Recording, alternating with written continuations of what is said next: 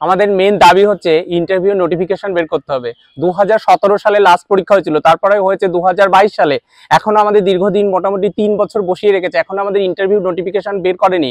এবং আমাদের মুখ্যমন্ত্রী প্রত্যেকটা সভা থেকে বলছে 1 লক্ষ শিক্ষক পদে ভ্যাকান্সি আছে, সেটা উনি হাতে রেখে দিচ্ছে। উনি কেন আমাদের ইন্টারভিউ নোটিফিকেশন বের করছে না, সেটাই আমাদের বড় প্রশ্ন। এবং আমাদের দ্রুত যাতে ইন্টারভিউ নোটিফিকেশন বের হয় এবং 50,000 ভ্যাকান্সি দিয়ে প্রত্যেককে নিয়োগ দিতে হবে, এই দাবি নিয়ে আজকে আমরা ডেপুটেশন কর্মসূচির আয়ত্তায় যাচ্ছে। এবং আমরা একটা ডেপুটেশন কর্মসূচি একটা মিছিলের মাধ্যমে গিয়ে একটা ডেপুটেশন কপি জমা দেবো। আমরা 2022 স্টেট পাস। আমাদের দাবি হচ্ছে, যেহেতু আমরা দীর্ঘ 7 বছর ধরে বঞ্চিত, আমরা একটা ইন্টারভিউ দিতে পারছি না টেট পাস করার 3 বছর পরেও।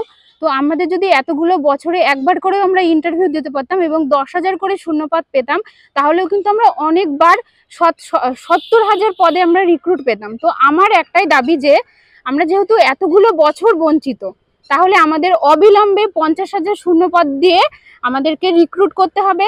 আর সেই সাথে সাথে আমি বলতে চাইছি যে, যেহেতু নদিয়া জেলাতে আগের রিক্রুটমেন্টে কোনো রকম ভ্যাকেন্সি প্রকাশ করা হয়নি, তাই আমরা নদিয়া জেলার বাসিন্দা হয়ে আমরা এটাই দাবি রাখবো যাতে আমরা নদিয়া জেলাতেই চাকরিটা করতে পারি।